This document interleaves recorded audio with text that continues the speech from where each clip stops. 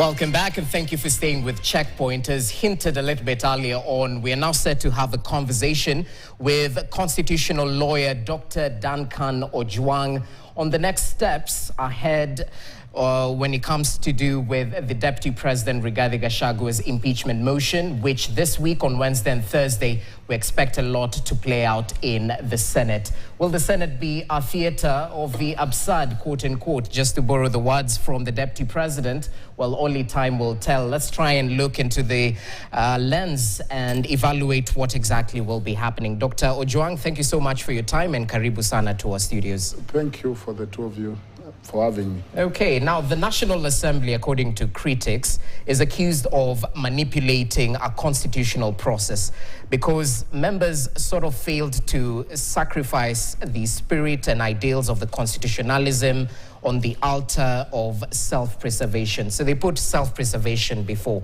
according to critics. Do you foresee the same thing happening in the Senate?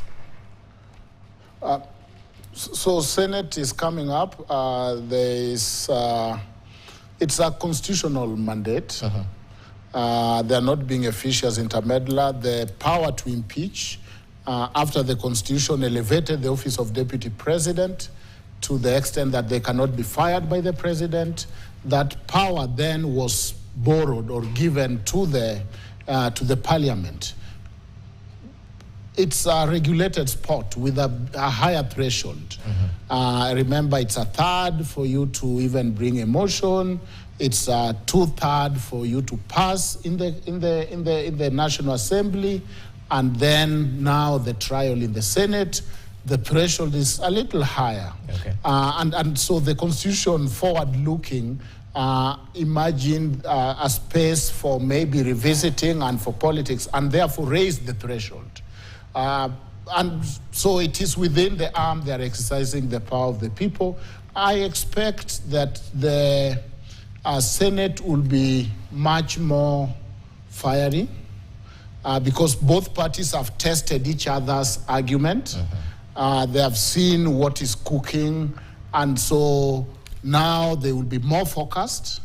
I expect issues like the will coming up more clearly, because everyone now had to go to the High Court succession case to see the will that was apparently signed 4 days before the demise of the brother, who had been in a coma for 6 months. So if you wanted fireworks, if you wanted more sharpened arguments, then Senate is the place to watch.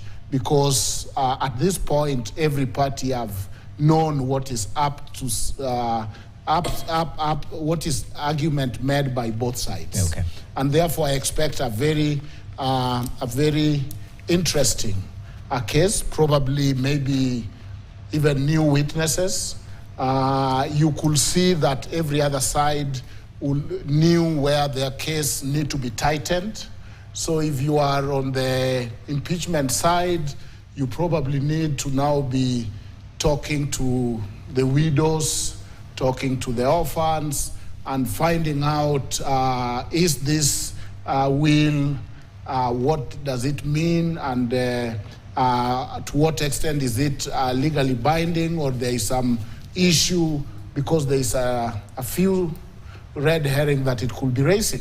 On the other side, the issue of eviction could come up, whether is it for 10,000, playing the high moral ground that I stood up for the people. The government also arguing, no, it wasn't 10,000 for compensation, there is the affordable housing. So there is going to be a lot. Of course, senators are people who are to do accountability to the executive. It appears that the office of the Deputy President don't have much confidence on the Senate, which could be not the best strategy, because if you are coming to a party, you praise them, even if you have your hunch about maybe their impartiality. So that they can give you justice.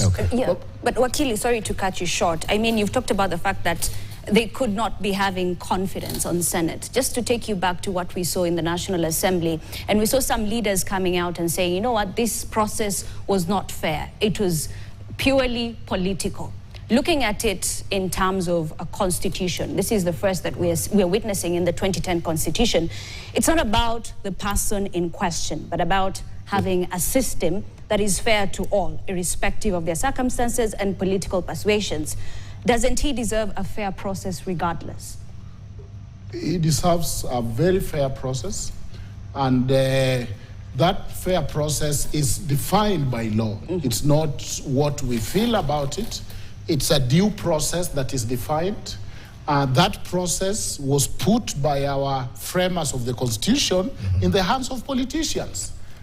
They knew these are not lawyers, these are not judges, but they said we are going to raise the threshold, and you are the ones who are to decide on the issue of impeachment as part of your mandate in checking the executive and as check and balance. So whether a process is fair or not could be an issue of perception. Of course, we say justice must not just be said to be done, but be seen to be done. But the Constitution itself have gone to the details of how it is done, including telling the Speaker of the National Assembly that within 2 days you are to write to your compatriot in the Senate upon impeachment so that they can mount, and then they have about 7 days. So it's a regulated sport. Okay. And therefore, what is fair is within the law. And as long as they follow the law, then you cannot fault them for being fair. You know, you cannot use the outcome to judge whether something is fair. That would be akin to tossing a coin, because they gave their reasons. They had the 13 charges, and they voted for them individually. Okay, so Daktari, I just want to, while referencing to what the Deputy President had to say today, he exuded confidence of a victory in the court. And you very well know that impeachment is a political process, but that line between law and politics is not sharply divided. So let's talk about the degree of judicial intervention available for such a high-level impeachment process. Perhaps more specifically, can the court reinstate Gachagua as the Deputy President if the Senate votes to uphold the impeachment? Yeah, court remains the temple of justice. Okay. And the court is given the supervisory role in all constitutional matters. So the issue, court has its place, but court does not operate in a vacuum. The power to impeach was given to this branch or arm of the government. Yes. Court, therefore, probably can be limited to the processes and cannot go as far as retrying, because that's not their mandate. It's the same constitution that formed, actually the court also represent the people, given by the people the power. So I don't see a very heightened role for the court. I will lower my expectation with court for several reasons. A judge judges. Now, if the Senate, if the Parliament have impeached him, then to what extent are you going to supervise if you say now you go back and work as a deputy president when they sit in the National Security Council, when they do that delegation? That's why even the outrightly court prefer compensation than forcing labor, where the relationship, especially between the superior or the subordinate or the deputy and the chief, the main agent, is deteriorated. So court has a role, but within playing that role, a court is aware that this issue of impeachment was given to Parliament. Have they exercised their mandate according to the Constitution, knowing that public participation is still not guided and other issues here and there? And so if you are a judge, the line between politics and law cannot be divided so sharply. You know, law is to create order, not disorder. And law is to regulate relationship. So if you are handing it back and saying, you know what, I disagree with what the parliament have done, you might have a higher threshold, not just a hunch that I feel what you did is not okay, because they're also exercising their constitutional mandate. So in short or in brief, I've really lowered. I don't know why they feel they have a better chance in court than the Senate. For me, I will rather batter the Senate, glorify them, put that case as humanely as possible in the Senate, and lower expectation in court. You know that right now, there is about 22 applications that court have kind of refused to injunct the process, because court can also have a hunch that maybe we can be used, and they are waiting to see first. So by the time this is done, and by the time the panel is empaneled and the court come and sit, will there be much left for them to decide?